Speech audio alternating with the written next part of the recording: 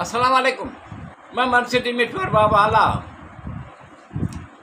बिन खरनि बेतबाज़ी ईद जे पुरमुसरत ख़ुशीअ जे मौक़े ते बिन खरनि ते चटाभेटी पार्ट नंबर 38।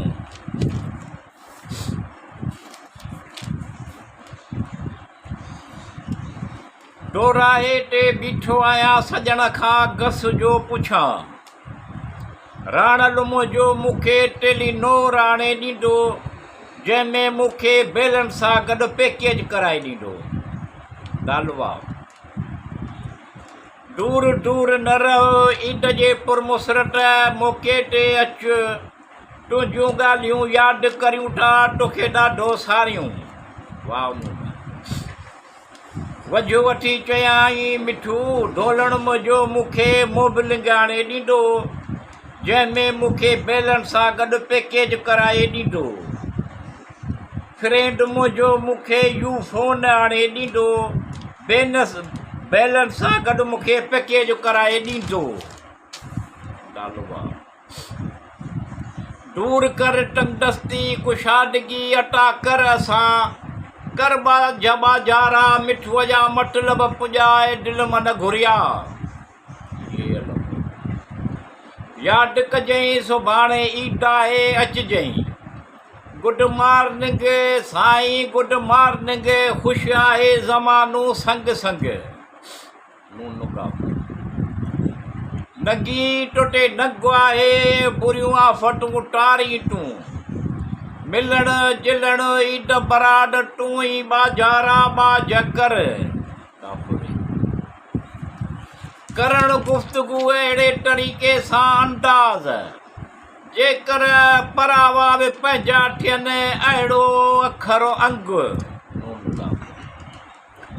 निगहबान तोखां सवाइ असांजो आहे केरु ग़रीबनि जो तोखां सवाइ सहारो ॿियो आहे केरु तूं ई ॾे समर।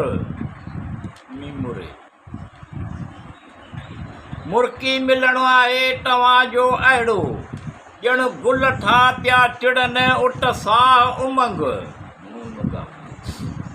निगाह करम जी करियो मुंहिंजा मौला मां उमालिक कम थी पवनि त थियूं ख़ुशहाल ख़ुशवाह।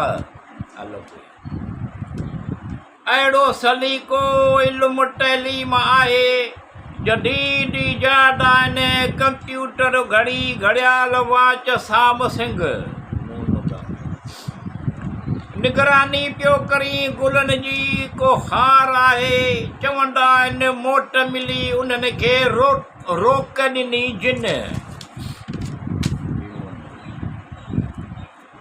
जिनखे महणू असर कोन थो करे कहिड़ो फ़ाइदो आहे पाण पढ़ाइण मां।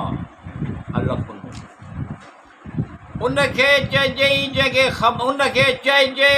ख़बर न हुजे ॼाण बि इल्मु मिठू कमु पवे थिए ख़बर पवे त चइजे किंग। नगर न्याज़ पाणी सबीलूं करियूं ख़ैर ख़ैरात असीं तुंहिंजे नाले विडियूं खाई पी करियूं ञुञ।